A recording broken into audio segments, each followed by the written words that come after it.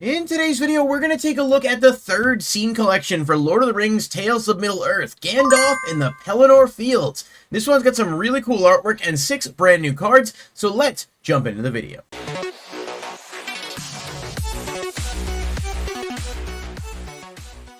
Thanks to each and every one of you for being here. I am gratefully appreciative of it. If you do enjoy the video, please hit the like button and subscribe, and then consider clicking that bell icon if you want to be notified when new videos are posted. Try to post as frequently as I possibly can, and weirdly, we're in a little bit of a lull in terms of reveals for Magic right now, which feels weird, but I'm sure with Ixalan and Doctor Who, that will pick up very shortly. So let's get into the actual cards, though, starting off with Fel Beast Shriek. This is 1 blue and 1 red sorcery that says each opponent chooses a creature they control. Tap and goad the chosen creatures. Of course, if you're unfamiliar with goad, it says until your next turn, those creatures attack each combat if able and must attack a player other than you if able to do so. You can splice this onto an instant or sorcery for 2 blue and a red. As you cast an instant or sorcery, reveal this card from your hand and pay its splice cost. If you do, add this card's effect to that spell. Now, I should, in the interest of transparency, admit I am not super familiar with the splice mechanic in terms of rulings and whether or not there's some benefit to adding it onto something else, and then perhaps if you're copying that instant or sorcery, it's going to copy these effects. I don't know, maybe somebody could elaborate a little bit on the benefit of splice being listed here for me in the comments down below, but it does seem like a bit of a neat card, I suppose, in terms of, you know, being able to go to certain things, but at the same time, the opponent's also able to choose which ones, so if you're playing against opponent and they have just, you know, weaker creatures they don't mind getting rid of, they can just use those as the things to tap and goad, and I'm missing what feels like the real playability factor of this, I guess, but again, there's very real possibility that there are some combos or benefits to that splice effect that I'm just not seeing, so we'll have to wait and see if anyone can shed some light on that. Aloran's Searing Light is 2 red-white. It is an instant. Each opponent exiles a creature with the greatest power among creatures that player controls. Then it has Spell Mastery. If there are 2 or more instant and or sorceries in your grave, it deals damage to each opponent equal to the power of the creature they exiled. So, I mean, there could be some scenarios in which this is pretty good later in a game. If you're playing in a pod and your opponents are all way farther ahead and they all have strong, powerful creatures out, you could just drop this and be like, all right, get rid of them, and then, you know, obviously, you can deal damage if you're set up properly for that. So it's not terrible. A little costly when it costs the same as, you know, a lot of other board wipes that do the same thing, Wrath of God, things like that.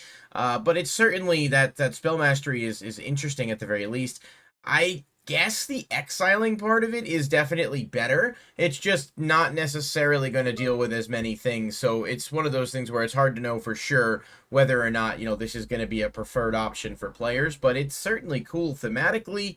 I don't know, not really sold on it though from a playability standpoint. Courageous Resolve is 2 and a white instant. Up to 1 target creature you control gains protection from each of your opponents until end of turn. Draw a card. Then it has Fateful Hour. If you have 5 or less life, you can't lose life this turn, you can't lose the game this turn, and your opponents can't win the game this turn. So this is actually pretty damn cool as a late game save, if you will. You know, being able to play this if you're about to lose and basically be like, nope, I'm safe. Obviously, it's not always going to be practical to, you know, utilize that, especially in a pod where you have 40 life. If you're ahead, it's definitely not going to be incredibly good, but it's not a bad card overall, and being able to give a creature protection as well as draw power is certainly good.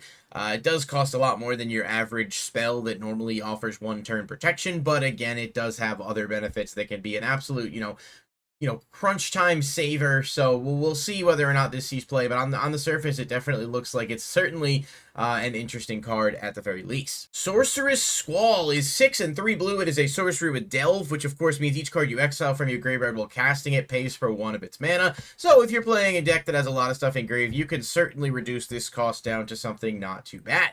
Target opponent mills 9 cards, then you may cast an instant or sorcery spell from that player's graveyard without paying its mana cost. If that spell will be put into a graveyard, exile it instead. I do kind of like this, especially because you don't have to cast one of the cards you mill, so if you're playing against opponents who have utilized some powerful instants or sorceries, you can basically just be like, nope, I'm going to take that and play it. Depending on your deck, you can obviously do that for a lot less mana than you would. It sort of reminds me of like Breach the Multiverse, but for instants and then sorceries. But it's also kind of costly, and if you're not able to utilize that delve cost, it's going to take a lot to justify being able to, you know, pay the cost on this and and still make a more impactful turn with the cards that are there. So I don't know. What do you guys think about this one? Because it certainly seems costly, and I know for sure Delve can help with that, but you're not always going to be able to Delve effectively enough, you know, depending on where you're at in the game. Every deck functions differently, of course, so let me know in the comments on this one. I'm definitely interested to hear people's thoughts on Sorcerer's Squall. Gandalf of the Secret Fire is 1 blue, red, white legendary creature avatar wizard. It says whenever you cast an instant or sorcery spell from your hand during an opponent's turn, exile that card with 3 time counters on it instead of putting it into the graveyard when it resolves. If it doesn't have suspend, it gains suspend.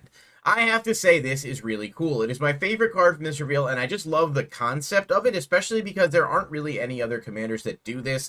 And so with that and the new suspend cards that are coming out in the Doctor Who set, it does seem like they're giving some love to suspend as a whole, and that makes me think this card actually has real potential as a commander. Of course, it does have some of the best colors for instants or sorceries, and being able to reuse your sorceries down the line in combination with cards that can remove time counters, especially like I said with some of the new cards, is really, really exciting. I actually think this card has potential to be really fun. I haven't even started to lab or think about what an actual build might look like yet, but on the surface, this card definitely looks like it has a shit ton of potential, and I'm just really happy to see the suspend mechanic getting some love. So Gandalf is really neat. I'm excited to be able to kind of screw around with that card and do a little bit of deck building and see what comes of it. Ramos Echoer, Ancient Shield. This is 3 and a white legendary artifact. Whenever you cast your second spell each turn, draw 1 card. Then create a 0/3 white wall creature token with Defender. At the beginning of combat in your turn, creatures you control with Defender gain Exalted until end of turn. Exalted says whenever a creature attacks alone, it gets +1/+1 until end of turn for each instance of Exalted among permanents you control. So it's certainly one of those cards that immediately made me think of Arcades the Strategist. Obviously, he allows your creatures with Defender to attack as though they didn't have Defender. So if you can start to stack up some Defenders and get, you know, some real buffs off of this, you can deal with a lot of damage with just a bunch of defensive walls, which is not only funny, but potentially devastating to the opponent. Obviously, Arcades isn't the only card that does this, but it might be the best one, and I think this will definitely slot into that deck exceptionally well, and it looks like it's going to be a really cool card. So that's going to do it for this slate of reveals. I have to say, in terms of the actual new cards, this is the least impressive one so far. I think all of the other ones had at least, you know, 1 or 2 cards that I think were really, really powerful. This one has the Gandalf, which I think will be a cool commander, but all the other cards, in my personal opinion, kind of fall short. It's certainly possible that changes as, you know, people start to really play around with the cards and get a chance to see what they do and what combos they have and all of that. But we're not at that stage yet, so I reserve the right to change my mind. But for now, I say I'm least impressed by this scene collection out of the ones we've looked at so far. But that's me. What about you? What do you guys think of this scene collection? Are you interested in any of these cards for your own personal decks? Do you have any ideas of how you might like to use them? I'd love to hear from you. Let me know in the comments down below, and I'll catch you guys in the next video. Peace.